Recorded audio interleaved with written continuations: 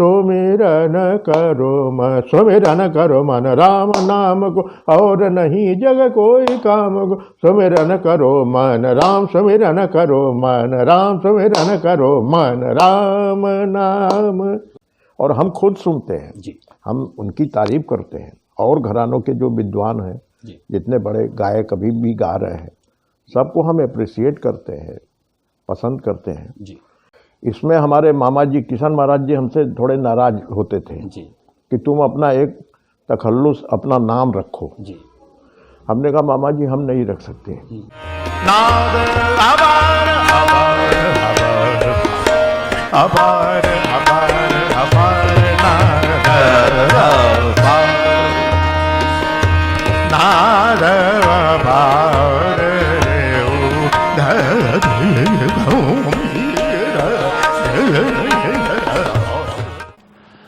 दर्शकों, आपका एक बार फिर से स्वागत है हमारे कार्यक्रम जर्नी ऑफ लीजेंड्स में।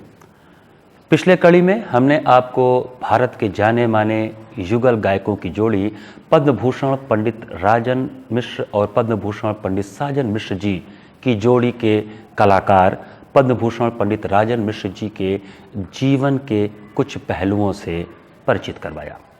अब हम इन दो कड़ियों में फिर से पद्म भूषण पंडित राजन मिश्र जी के जीवन के उन अनछुए पहलुओं से भी आपका परिचय कराएंगे और साथ ही पंडित राजन मिश्र जी से उनके जीवन के विभिन्न पहलुओं पर, सफलता की एक एक सीढ़ी पर, एक एक सोपान पर चढ़ते हुए उनके अनुभव, उनके स्वरों के प्रति उनका जो डेडिकेशन है, लय को देखने का तरीका और तमाम संगीत की बारीकियों पर उनसे चर्चा करेंगे और जानेंगे कि कैसे एक सामान्य मनुष्य ऐसी ऊंचाई तक पहुंचता है।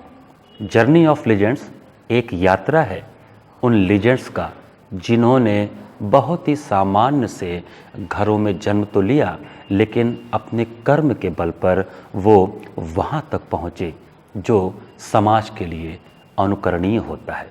तो आइए चलते हैं पद्म भूषण पंडित राजन मिश्र जी के जीवन के अन्य पहलुओं से आपको परिचित कराने और साथ ही उनके सांगीतिक यात्रा के विभिन्न सोपानों की जो सीढ़ियां हैं, उससे उनके अनुभव और उनके जीवन यात्रा के और अंशों को।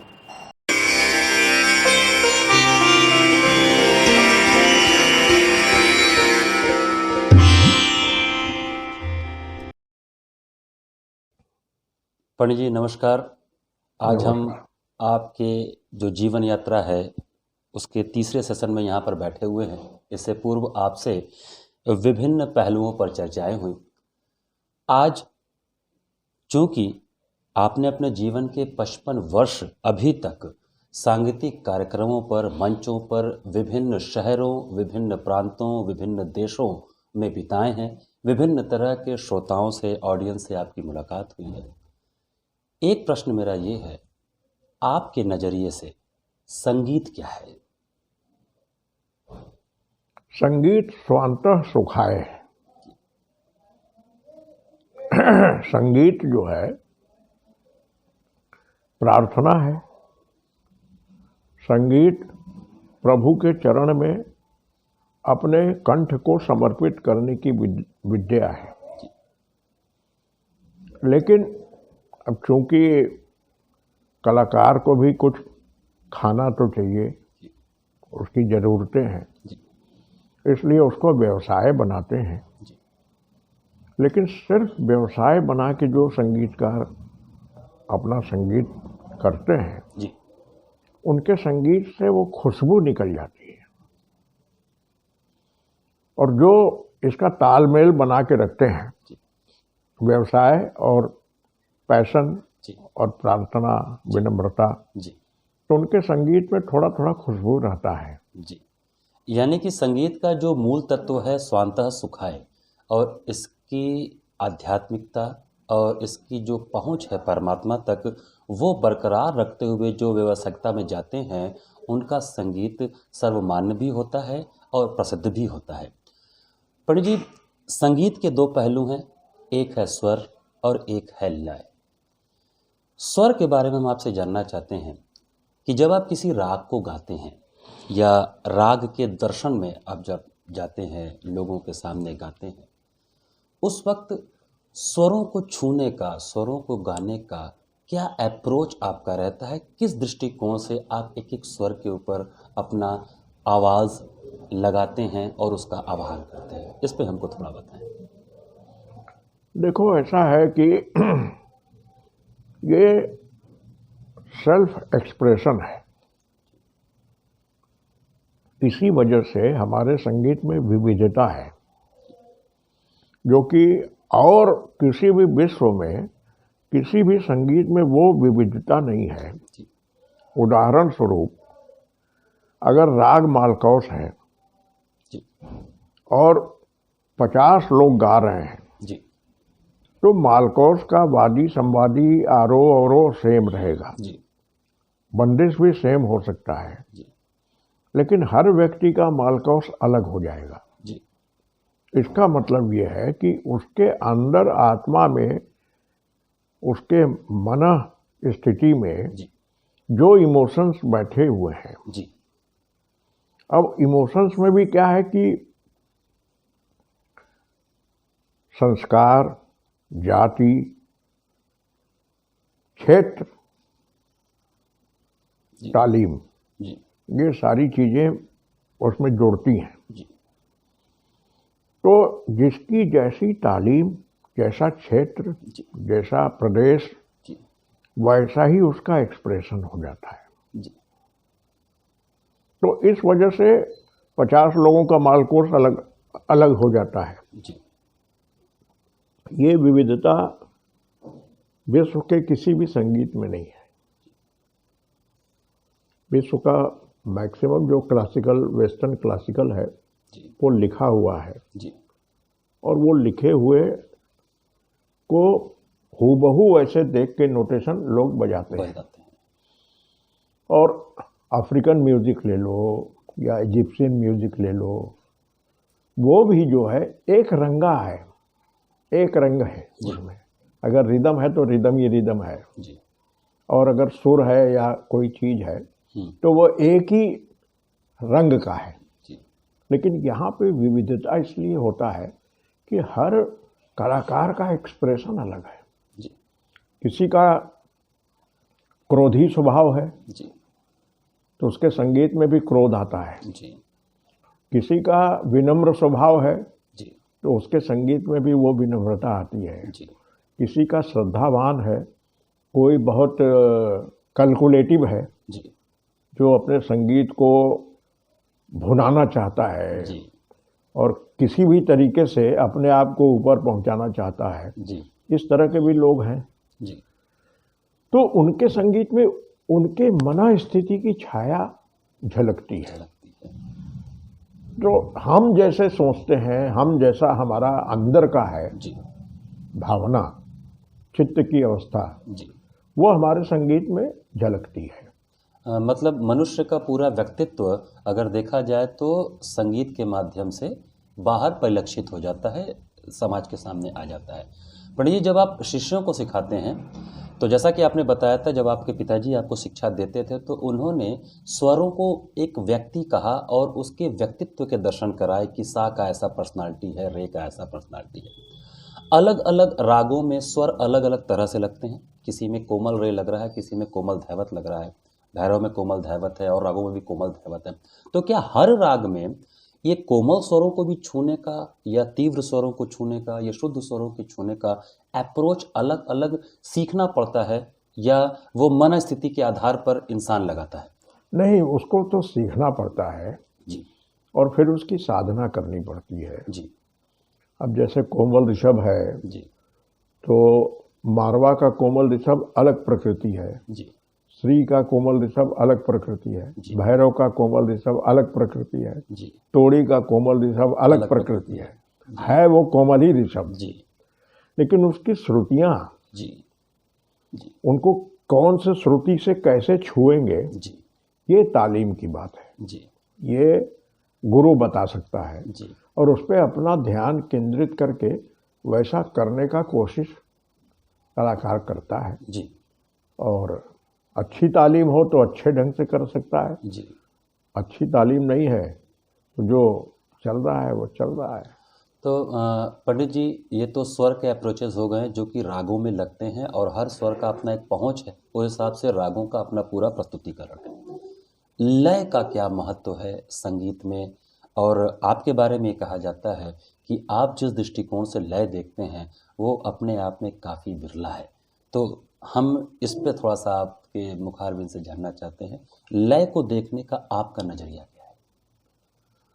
लय को देखने का, सुर को देखने का सबसे बड़ा नज़र है समर्पण। जब आदमी समर्पित हो जाता है जी। तो लय दिखना शुरू होता है, और उसके लिए हमको हमारा बचपन का एक जिक्र बताता हूँ जी।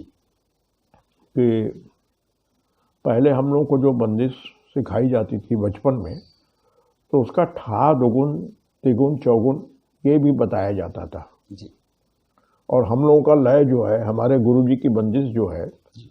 सुमिरन करो मन राम नाम को। जी।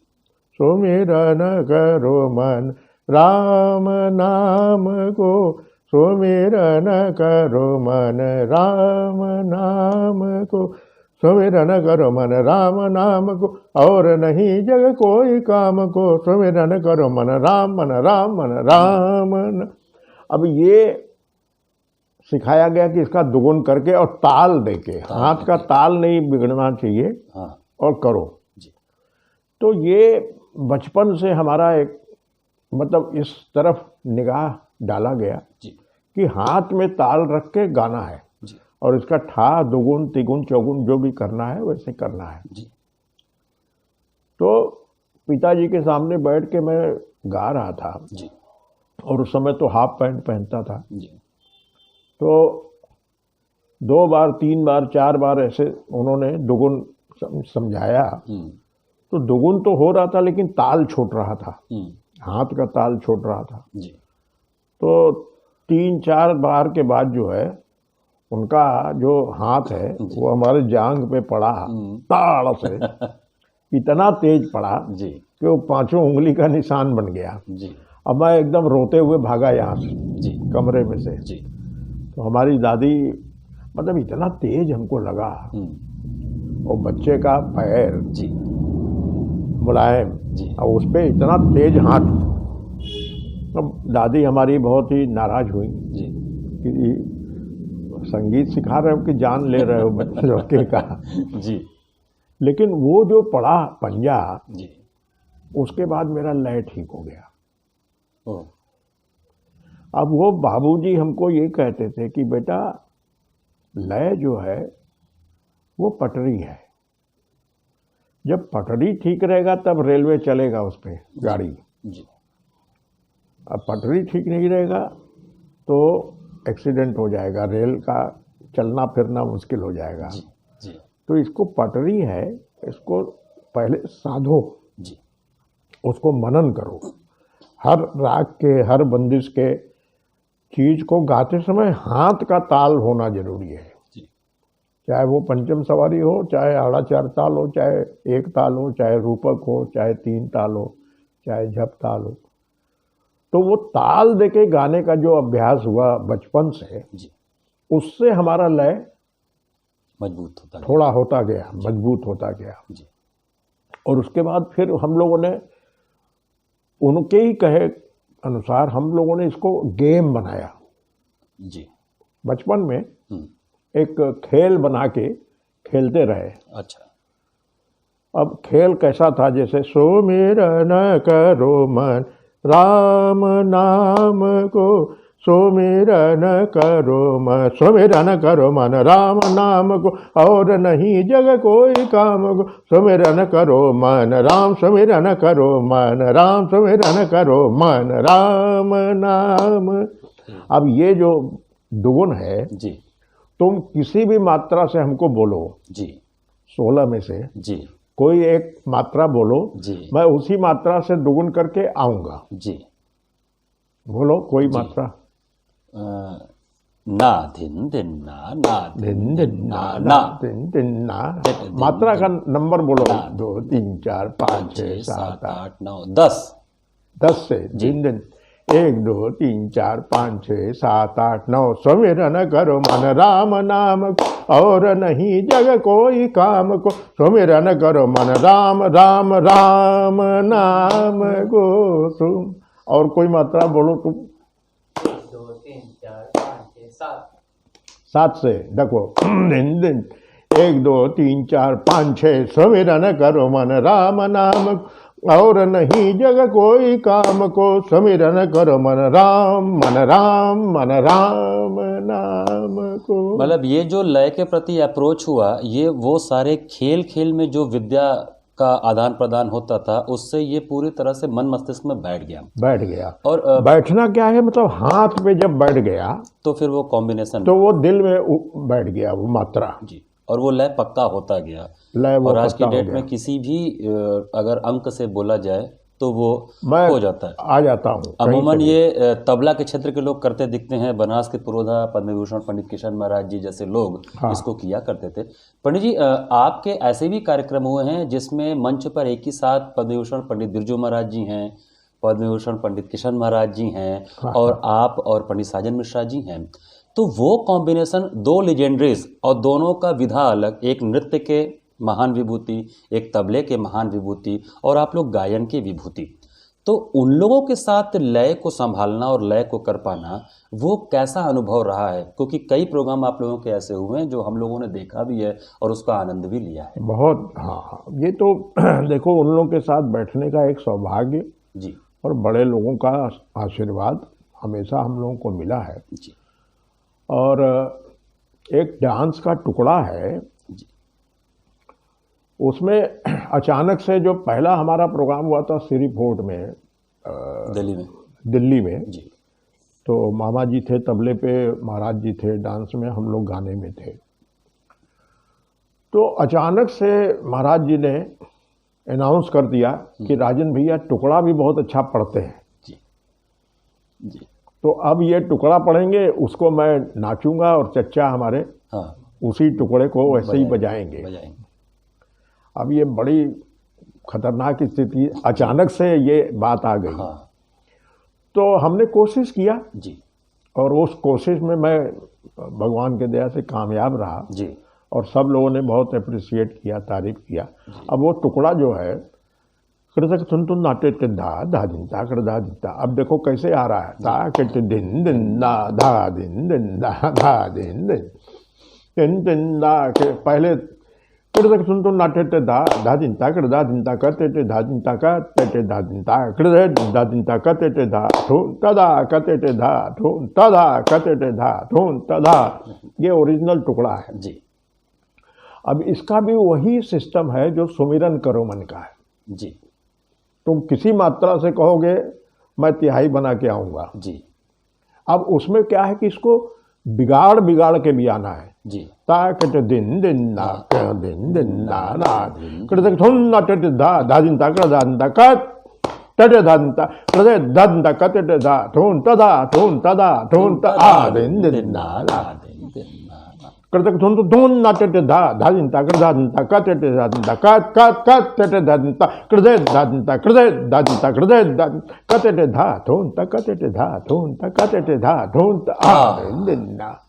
और उस कार्यक्रम में ये सारे चीज आप कह रहे थे, इसी को महाराज जी अपने पैरों से निकाल अपने रहे थे, पैरों से निकाल और रहे थे। तबले पे उधर मामा जी महाराज जी वो कर महाराज रहे जी थे। उसको वो कर और रहे थे। बहुत सफल कार्यक्रम वो रहा है। हाँ इसके बाद तो बम्बई में जब हुआ तो बड़े बहुत से तबला वादक भी थे वहाँ। जी जी जी तो सुरेश जी थे, सुरेश तलवरकर जी। हाँ जी विद्वान आदमी हैं बहुत। जी तो ग्रीन रूम में आके बोल रहे हैं कि अब हमारे पेट में भी लात मारना है।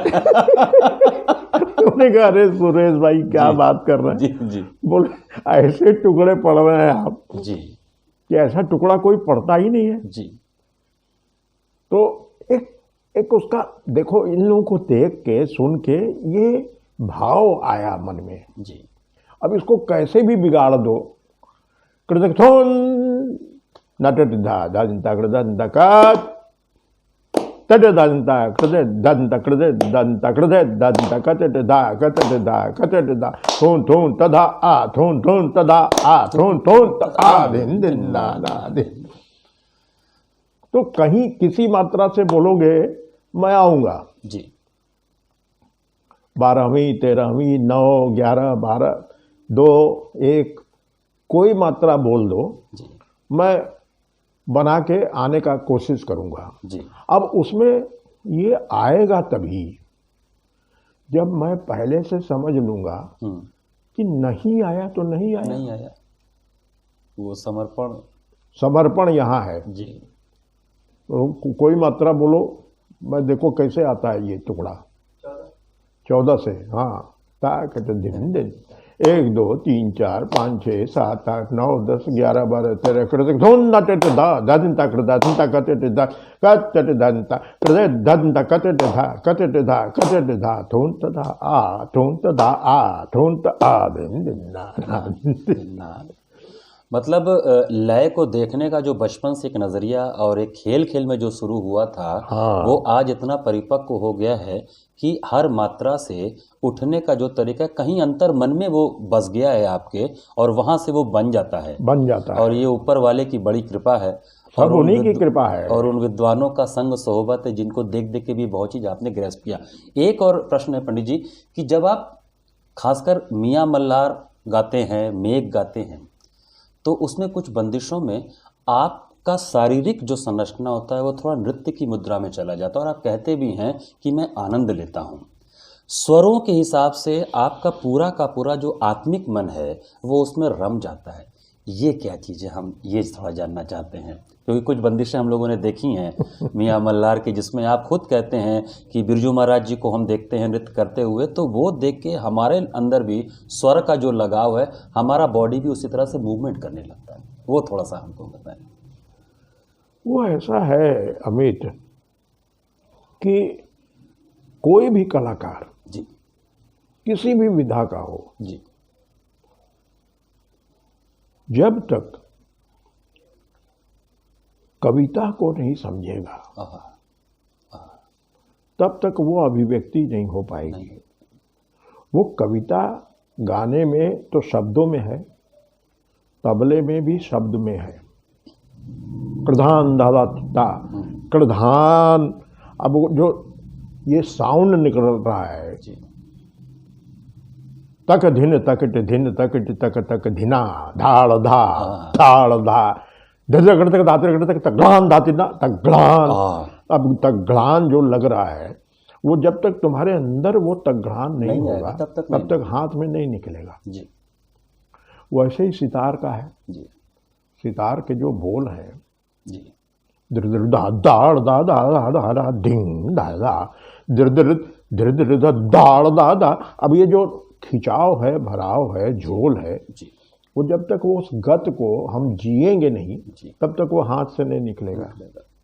चाहे वो सरोद में हो, चाहे सितार में हो, चाहे डांस में हो, चाहे गाने में हो, चाहे तबले में हो, चाहे सारंगी में हो, हर कलाकार को जो गा रहा है, बजा रहा है, उसको पहले आत्मसात करना पड़ेगा और उसको समझना पड़ेगा।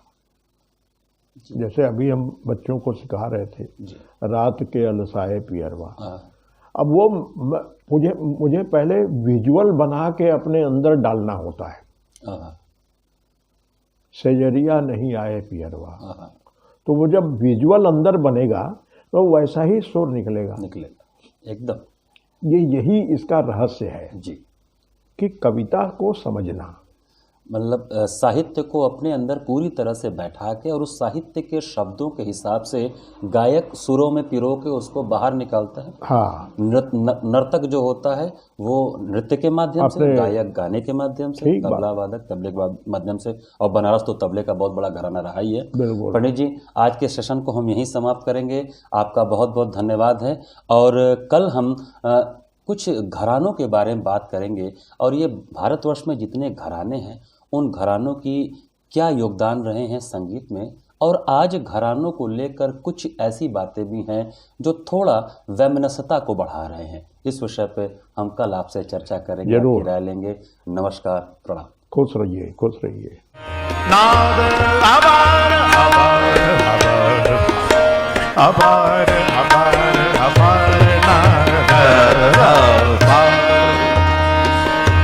नाद अपार नाद अपार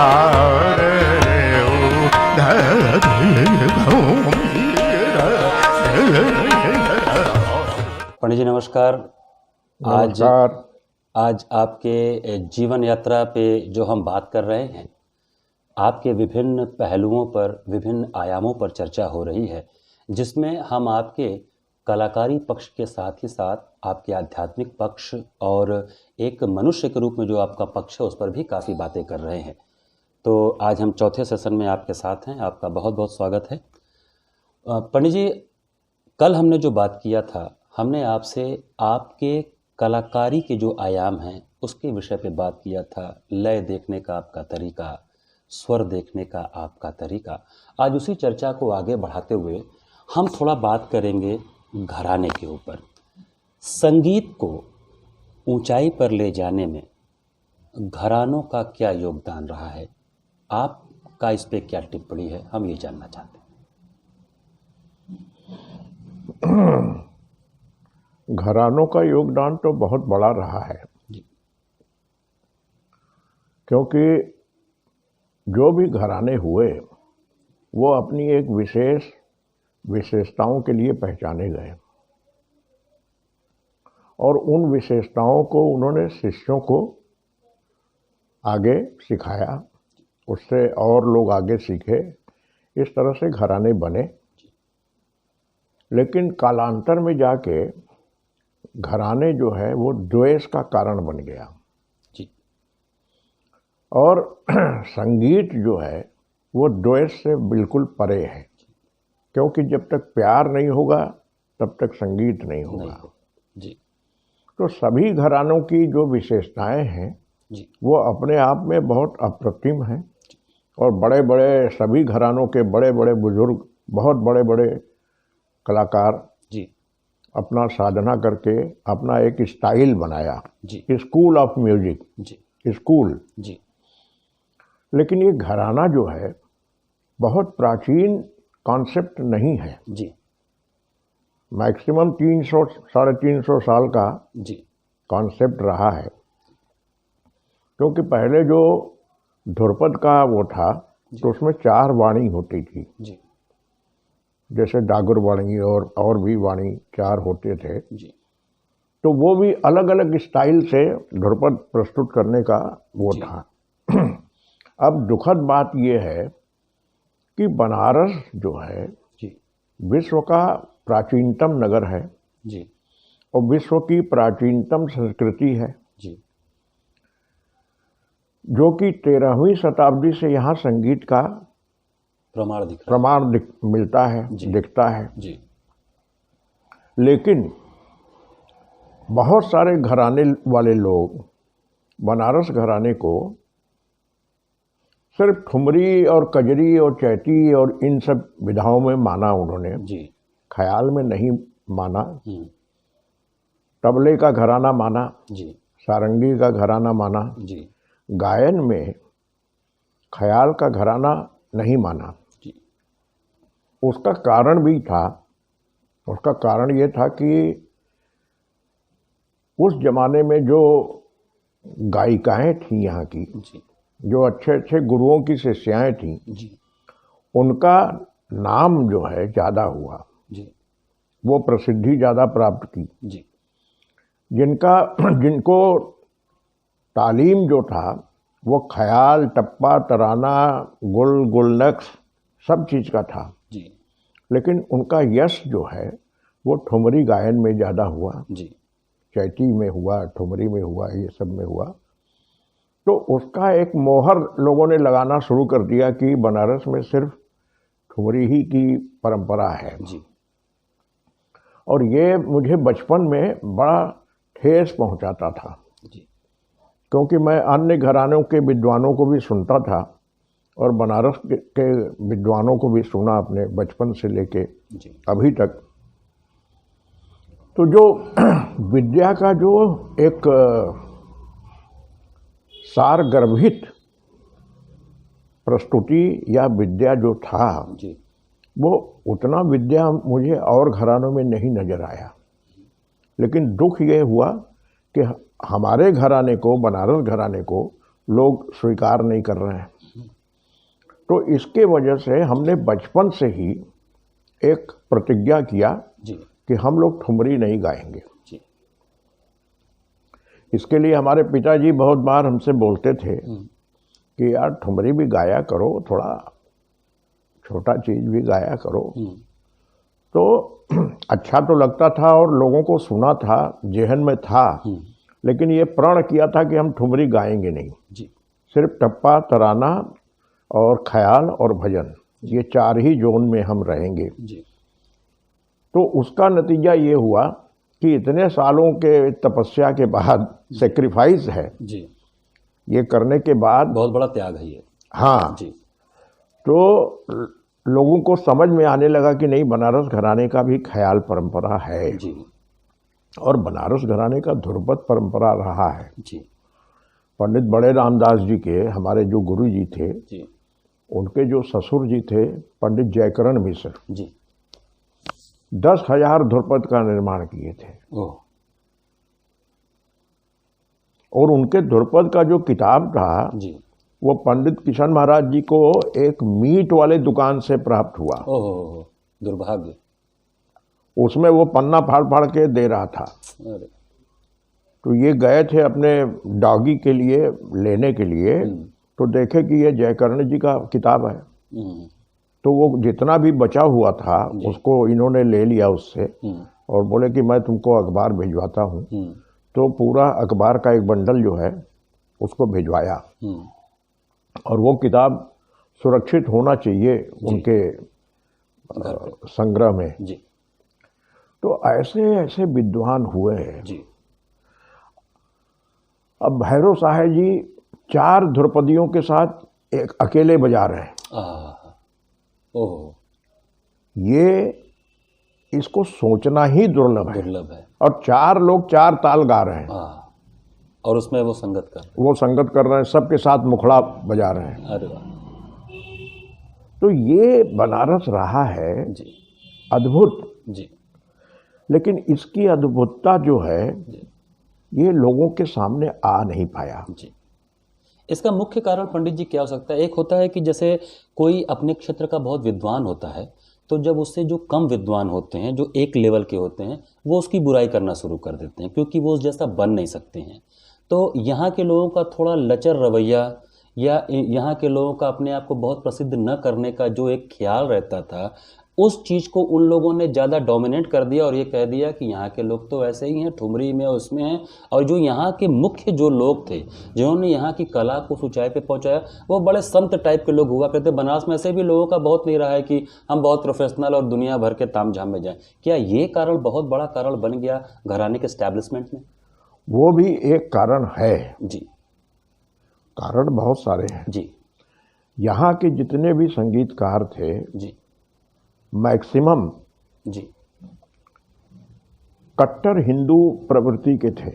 अच्छा, वो हर जगह का खाना पीना नहीं करते थे। जी हमने अपने बचपन में देखा है कि हमारे पिताजी चाचा जी कहीं जाते थे प्रोग्राम में, जी गांव देहात कहीं भी जाएं जी किसी के भी साथ, तो अपना सिद्धा पिसान सब लेके जाते थे। अच्छा, अपना अनाज, आटा अपना वगैरह। अनाज। जी तो जब हमने देखा है तो उसके पहले वाली पीढ़ी में तो और भी रहा और होगा भी रहा होगा कि हमारा जनेऊ भ्रष्ट नहीं हो। हाँ ये एक कॉन्सेप्ट था बनारस के जी पंडित परिवार में। जी तो ये भी एक बहुत बड़ा कारण था। जी तो जो हिंदू राष्ट्र थे या जो हिंदू राज्य थे, जी जैसे नेपाल, जी जैसे रायगढ़, जी इन सब जगहों पे यहाँ के कलाकार बहुत गए। लेकिन जो मुस्लिम राज्य थे या जो मुस्लिम से प्रभावित थे, जी जिनका खान पान में अंतर था, जी वहाँ वो लोग जाना पसंद नहीं करते थे। जी पहला कारण ये है। जी दूसरा कारण हमको ये समझ में आता है कि उन्होंने अपने शिष्यों को, शिष्याओं को जी बहुत तैयार किया। ठीक। और उनका कॉन्सेप्ट ये था कि गंगा के किनारे शांति में रहेंगे, बाबा विश्वनाथ का दर्शन बाबा करेंगे। विश्वनाथ का दर्शन होता रहे, गंगा का स्नान होता रहे, अपना हिंदुत्व बचा रहे, हाँ, और कम जितना भी मिल रहा है उसमें संतुष्ट है। संतुष्ट रहे। तो ये जो एक कॉन्सेप्ट था, जी इसके वजह से भी घराने पे फर्क पड़ा। जी। और बाकी घरानों के लोगों को तुम देखोगे तो अब किराना जो है, एक छोटा सा गांव है सहारनपुर के पास, जी। वहाँ से अब्दुल करीम खां साहब, अब्दुल वहीद खां साहब हुए, हम्म। लेकिन वहाँ रहे ही नहीं, हम्म। जाके महाराष्ट्र में बस गए जी और वहाँ उन्होंने तालीम दी। जी जयपुर अतरौली के अलादिया खां साहब थे, जी वो जयपुर में रहे नहीं, जी महाराष्ट्र में रहे, जी। वहाँ जाके उन्होंने तालीम दी। जी। तो जितने घराने वाले लोग थे अपना घर छोड़ छोड़ के दूसरे प्रदेशों में जाके रहे, जी। क्योंकि उनको खान पान का कोई भेदभाव नहीं था। जी जहाँ भी जैसे भी मिल रहा है वो खा रहे हैं, सब कुछ हो रहा है। जी तो ये एक बहुत बड़ा फैक्टर बना जी कि वहाँ के लोग जब उन लोगों से सीखे, जी। और उस समय की तालीम ऐसी होती थी, मैं एक जिक्र सुनाना चाहता हूँ। जी पंडित ओमकार नाथ ठाकुर जी बहुत विद्वान और बहुत बड़े कलाकार हुए। उनके एक शिष्य थे डांडेकर जी, जो मुजफ्फरपुर में रहते थे। जी। तो पहले के ज़माने में जो आर्टिस्ट थे वो चाहते थे कि सिर्फ हमारे घराने का ही गाना बजाना सुनो। हम्म। उस समय एक कॉन्फ्रेंस हुआ था हम्म। जिसमें ओमकार नाथ जी भी थे, जी। आखिरी दिन। उसमें उस्ताद बड़े गुलाम अली खां साहब भी थे। हम्म। तो डांडेकर जी जो है छिप के रात को भाग के वहाँ से, उनके सानिध्य में से निकल के, और जाके गुलाम अली खां साहब का गाना सुना उन्होंने। और पंडित जी को पता लग गया। सवेरे क्लास लिया उन्होंने, बोले डांडेकर तो गया था रात को प्रोग्राम में? तो डांडेकर जी बोले जी गुरुजी गया तो था। बोले कैसा लगा गाना? तो उन्होंने कहा कि हमको तो लगा कि गाना ऐसा ही होना चाहिए, बोले निकल जाओ हमारे सामने से। तो ये एक प्रवृत्ति जो थी, उससे भी घरानों के बीच में काफ़ी वैमनस्यता आई जी। और लोग जो है अपने घराने को श्रेष्ठ करार करने पे तुले हुए थे कि हमारा ही घराना सर्वश्रेष्ठ है, हमारा ही घराना सर्वश्रेष्ठ है। जबकि संगीत जो है ईश्वर के घराने की चीज़ है, इसमें संकुचित विचार ठीक नहीं है। और इसको घराने में तो बांटा ही नहीं जा सकता, नहीं बांटा जा सकता, क्योंकि संगीत के 7 ही स्वर हैं। 7 स्वरों की आराधना सब लोग कर रहा है। कोई सा पे ज़्यादा जोर दे रहा है, कोई गा पे ज़्यादा जोर दे रहा है। घरानों का जो स्टाइल है, इस स्टाइल में खाली चेंजेस होते हैं, लेकिन इस चीज़ को लेके बड़े बड़े विद्वानों में मतभेद है और वो एक दूसरे को नीचा दिखाने की कोशिश करते हैं। बस वही, ये मानव जीवन का ही देखो क्या है कि ईश्वर ने सारे मनुष्यों को एक जैसा बनाया जी। और सारे मनुष्यों के अंदर जो रक्त वहाँ है जी। वो लाल ही जी। बंटवारा किसने किया? मनुष्य ने किया। किसी का खून हरा नहीं है, नहीं। किसी का खून नीला नहीं है। नहीं है। तो ये जो बंटवारे की व्यवस्था है, जी। ये चाहे संगीत हो, चाहे धर्म हो, चाहे जाति हो, चाहे पाति हो, ये सब में व्याप्त हो गया। आज हमारा जो पूरा हिंदुस्तान इस दशा में पहुंचा हुआ है, उसका मुख्य कारण क्या है? वर्ण व्यवस्था का नष्ट हो जाना। जी। वर्ण व्यवस्था जो 4 था, जी। ब्राह्मण, क्षत्रिय, शूद्र, वैश्य, जी। और ये व्यवस्था जो है जाति पे, जन्म पे आधारित नहीं था, कर्म पे आधारित था। जी। एक शूद्र भी ब्राह्मण हो सकता है अगर वो विद्वान है। वाल्मीकि जी का उदाहरण सामने ही है। वाल्मीकि एक शूद्र थे। स्वामी रैदास। तो इनसे बड़ा ब्राह्मण कोई हुआ नहीं। तो वो कर्म के आधार पे जातिगत व्यवस्था जो थी भारत की प्राचीनतम सनातन धर्म की, जी वो छिन्न भिन्न हो गई। अब हम जाति के आधार पे, क्षेत्र के आधार पे बट गए, जी और बट जाने से क्या हुआ कि कुछ अमुक लोग जो है हमको कंट्रोल कर सकते हैं। जी, ठीक बात। ये व्यवस्था जो हुई, जी ये बहुत बड़ा विनाशकारी कार्य हुआ कि वर्ण व्यवस्था लुप्त हो गया। जी ये मुझे समझ में आता है कि अगर वो व्यवस्था अभी हिंदुस्तान में कायम होता जी, तो इतना मारकाट और इतनी वैमनस्यता नहीं फैलती। और हिंदुस्तान विश्वगुरु होता। विश्वगुरु था ही, हाँ विश्वगुरु था, जी, लेकिन विश्वगुरु बनने के जितने भी लक्षण थे हमने सब खत्म कर सब दिए। खत्म कर दिए। जी हमारी संस्कृति नष्ट हो गई, जी हमारे संस्कृति का संरक्षण नहीं हुआ, जी हम मॉडर्नाइजेशन में पड़ गए। हमारे गुरुकुल जो है जी।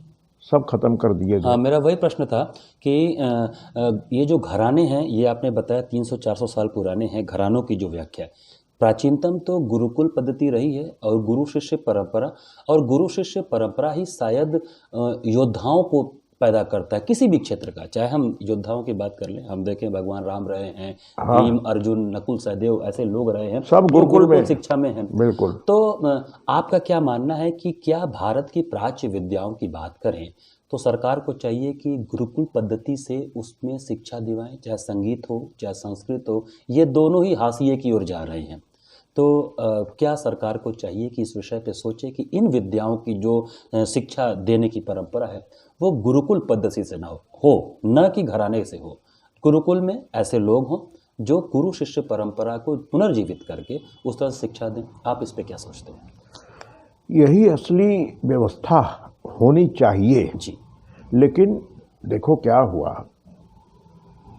कि लॉर्ड मकाले का नाम सुना होगा। जी जी लॉर्ड मकाले को इंग्लैंड से भेजा गया 1800 में जी कि जाके वहाँ पे आप अध्ययन करो कि हिंदुस्तान को कैसे तोड़ा जा सकता है, जी कैसे उसकी संस्कृति नष्ट की जा सकती है। जी तो वो पूरा हिंदुस्तान वो घूमे और घूम के उन्होंने रिपोर्ट लिखा और उसके साथ अपने फादर को भी लिखा। वो लेटर जो है यूट्यूब पे अवेलेबल है। उसमें उन्होंने ये लिखा कि हिंदुस्तान के शिक्षा पद्धति को जब तक नष्ट नहीं किया जाएगा जी तब तक हिंदुस्तान पे कब्जा करना मुश्किल है, संभव नहीं है। क्योंकि यहाँ की सांस्कृतिक नींव इतनी गहरी है कि दूसरी संस्कृति यहाँ आना जो है बड़ा मुश्किल है। तो सबसे पहले उन लोगों ने क्या किया कि अंग्रेजी शिक्षा ले आए और गुरुकुल को अवैध करार कर दे दिया। अवैध भी जला दिए, मार दिए गुरुओं को। बहुत मतलब अंग्रेजों ने अत्याचार किया गुरुकुल के लिए। जी सारे गुरुकुल खत्म हो गए। बेंगलोर में, कलकत्ता में, बम्बई में, ये सब सेंट जेवियर्स और इस तरह के कॉलेज खोले गए। वहाँ से अंग्रेजी शिक्षा का प्रचार प्रसार शुरू हो गया। अब आज की डेट में स्थिति ये है कि अंग्रेजी भारत की एक तरह से मुख्य भाषा बन गई। सरकारी कामकाज से लेके दैनिक जीवन में जो मानव बातचीत करता है उसमें बिना अंग्रेजी के बात हो ही नहीं पाता है। और जो अंग्रेजी नहीं बोलता है उसको हीन समझते हैं कि बहुत ही देहाती है, गांव का आदमी है। तो ये जब भावना पैदा हो गई राष्ट्र में तो वो राष्ट्र जो है विश्वगुरु नहीं हो सकता एकदम। हम लोग तो पूरा विश्व करीब करीब घूमे हैं। यूरोप में ऐसे ऐसे जगह हैं जहां अंग्रेजी जानते हुए भी नहीं बोलते लोग। पंडित जी, जैसा कि घरानों के ऊपर हम लोग बात कर रहे थे, जब बनारस के लोगों की ये वर्जना टूटी कि हम केवल उन्हीं जगहों पर जाएं जहां पर हमारे मन मिजाज का भोजन मिले, तो ये वर्जनाएं टूटी पिछले 60-70 साल में। और उसके बाद फिर आप लोग निकले, बनारस से बाहर गए। मैं गायन की बात कर रहा हूँ, गायन की परंपरा की। तो बनारस घराने को लोगों ने भले मान्यता दी हो चाहे नहीं दी हो, लेकिन आपके गाने हर घराने और हर जनता के हृदय में वास करते हैं। तो इसका श्रेय आप अपनी तालीम को देते हैं और यहाँ के आबो हवा और यहाँ का सब कुछ जो गुरुओं का आशीर्वाद है। तो जो ऑडियंस है आज की, क्या वो ये घरानों की परिसीमा को पार करके कलाकारों को प्रेज करती है या क्या है, ये थोड़ा हमको बताएं। देखो, ऐसा है कि हमने अपने संगीत को ऐसा बनाने का कोशिश किया है कि अगर श्रोता बैठे हुए हैं जिनमें विद्वान श्रोता भी हैं और अनभिज्ञ श्रोता भी हैं, ये दोनों को अच्छा लगे हमारा संगीत, ऐसा हमने कोशिश किया है जी। तो उसका नतीजा ये है, और उसका मैं बहुत सारा उदाहरण भी दे सकता हूँ जी कि हर वर्ग के लोग जी हमारे संगीत को पसंद करते हैं, हमें आशीर्वाद देते हैं। लेकिन जो कट्टरता है लोगों में, जी वो अभी भी जो है जी उससे भयभीत है। कुछ तथाकथित विद्वान जो हैं, तथाकथित तथाकथित हैं, वो विद्वान नहीं है, तथाकथित तथाकथित हैं। हाँ, तो उनको भय ये होता है कि भाई जहाँ हम लोगों का प्रोग्राम हो रहा है तो ज़्यादा उसकी चर्चाएं हो रही हैं और ज़्यादा ऑडियंस आ रहा है, ज़्यादा उसका प्रचार हो रहा है, ज़्यादा लोग उसको पसंद कर रहे हैं। जी ये हमेशा से रहा है, जी जो बहुत ही बलवान होता है तो निर्बल लोग जो है उससे जलते हैं। जाने गुणी गुण को निर्बल क्या जाने, ठीक। जाने बलि बल को निर्बल क्या जाने, जाने गुणी गुण को निर्गुण क्या जाने। ये एक बंदिश है शुद्ध कल्याण की। तो ये हमेशा से ही ये रहा है और हम लोग ने कभी भी इस चीज़ पे ध्यान ही नहीं दिया। हमें जहाँ से जो चीज़ अच्छी लगी उसको अपनाने का कोशिश किए जी, और संगीत को कर्णप्रिय हृदय स्पर्शी बनाने का कोशिश अभी तक जारी है जी। उस कोशिश में हम बहुत सफल हुए जी और बहुत लोगों का आशीर्वाद मिला। जी और जिनको नहीं पसंद है वो नहीं पसंद है जी। अब हम 100% लोगों को तो कन्विंस नहीं कर सकते हैं। जी जी जी जी तो इस वजह से हम बड़े सेटिस्फाइड हैं जी। और हम ये जान के भी और समझ के भी जी बहुत अंदर से संतुष्ट हैं जी कि हमें प्यार करने वाले लोग हमें ही प्यार करते हैं। जी जी और कई लोग ऐसे हैं जी जिनको मैं जानता हूँ जी और हमारे संपर्क में है, उनका स्टेटमेंट ये है कि पंडित जी आपको सुनने के बाद एक गड़बड़ी हो गया। हमने कहा क्या हुआ भैया, क्या गड़बड़ी हुआ? बोले आप लोगों को सुनने के बाद और कुछ सुनने का मन ही नहीं हो रहा है। ये बात तो सत्य है। अच्छा, ये इतना बड़ा कॉम्प्लीमेंट है हमारे जी, लिए जी जी कि यहाँ चाहे भारत हो चाहे विदेश हो चाहे कहीं भी हो, कई लोगों ने ये बात हमसे कही। जी हमने कहा ऐसी बात नहीं है, सबको सुनिए, सभी अच्छे हैं, बहुत अच्छे अच्छे गायक हैं, वादक हैं, सब हैं और हम खुद सुनते हैं। जी हम उनकी तारीफ करते हैं और घरानों के जो विद्वान हैं, जितने बड़े गायक अभी भी गा रहे हैं, सबको हम अप्रिशिएट करते हैं, पसंद करते हैं जी। लेकिन गाने का जो एक जीस्ट है, जो उसका एक, अब हमारे गाने में क्या है कि तुमको हर अंग मिलेगा, राग का भी अंग मिलेगा, विस्तार का भी अंग मिलेगा, तान का भी अंग मिलेगा, लयकारी का भी अंग मिलेगा। तो ये जो चीज़ें हैं ये आदमी पे एक प्रभाव छोड़ता है एकदम। और हमारे पिताजी जब हमको बताते थे यहीं पे जी तो बोलते थे कि बेटा बटर सोना दे रहा हूँ। बटर सोना का मतलब कि 24 कैरेट। ओहो ठीक बात। बोले कि 22 नहीं है, जी 24 कैरेट है बेटा। अब इसको अगर संभालोगे तो ऐसे चमकाओगे चमकेगा, ऐसे चमकाओगे चमकेगा। ओहो। ये हम लोग को मतलब हमारा 16-17 साल का उम्र में ये समझाते थे जी कि बटर सोना दे रहा हूँ। जी तो वो बटर सोना धीरे धीरे समझ में आने लगा। जी और यहाँ के विद्वानों का जो विशेषता था, जी। जो उनके बंदिशें थी, हमारे गुरुजी का ही बंदिश इतना महान महान बंदिश है। जी और मैंने भी बहुत सारी बंदिशें बनाई जी और अपने गुरुजी के नाम से ही बनाई। जी इसमें हमारे मामा जी किशन महाराज जी हमसे थोड़े नाराज होते थे जी कि तुम अपना एक तखल्लुस, अपना नाम रखो। जी। हमने कहा मामा जी हम नहीं रख सकते, क्योंकि जो मुझे शब्द रचना, सुर रचना जो भी आता है वो हमारे गुरु को ही वजह से आता है, वो मेरा नहीं है। जी।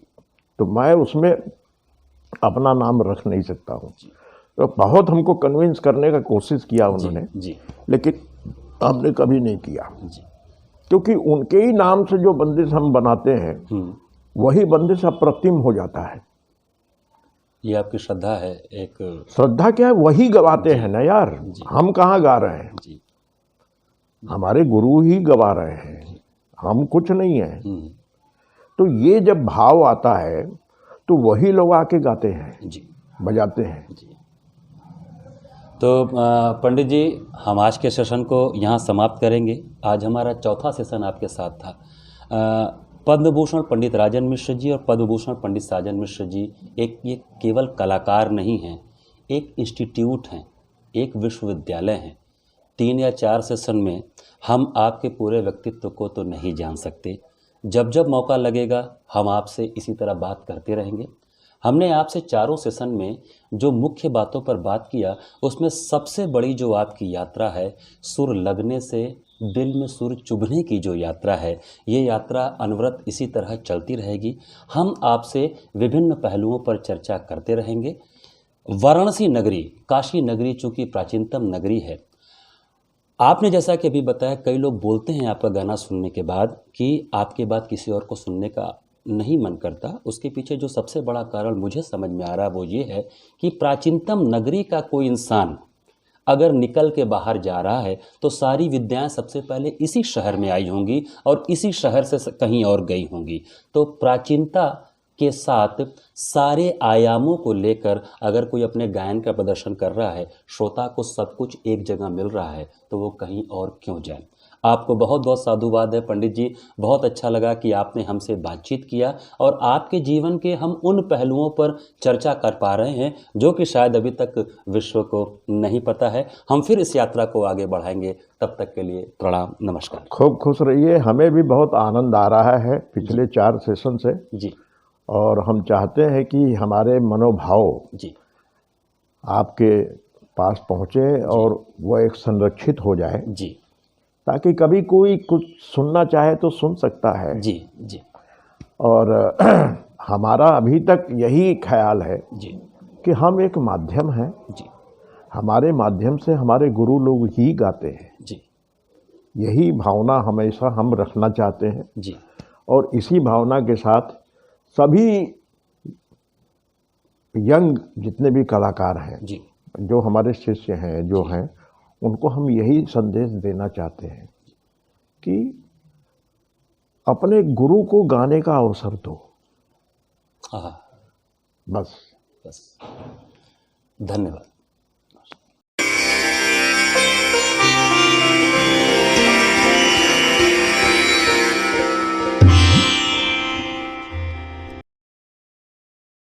तो दर्शकों, जर्नी ऑफ लीजेंड्स में ये थे भारत के सफलतम जोड़ी पद्म भूषण पंडित राजन मिश्र जी और पद्म भूषण पंडित साजन मिश्र जी की जोड़ी के कलाकार पद्म भूषण पंडित राजन मिश्र जी। हम जर्नी ऑफ लीजेंड्स में ऐसे महान कलाकारों तथा ऐसे शख्सियतों से आपका परिचय कराते रहेंगे जो समाज के लिए एक उदाहरण बन जाते हैं और समाज के विभिन्न क्षेत्रों के लोग ऐसे लीजेंड्स के बारे में जानना चाहते हैं, उनके जीवन से कुछ सीखते हैं। कला और संस्कृति जो हमारे देश की थाती है, उस कला और संस्कृति को ऊंचाई तक पहुंचाने में जिन भी पुरोधाओं ने अपना योगदान दिया है, ऐसे महान पुरोधाओं से आपका हम परिचय कराते रहेंगे जर्नी ऑफ लीजेंड्स में। तब तक के लिए नमस्कार। नाद अपार अपार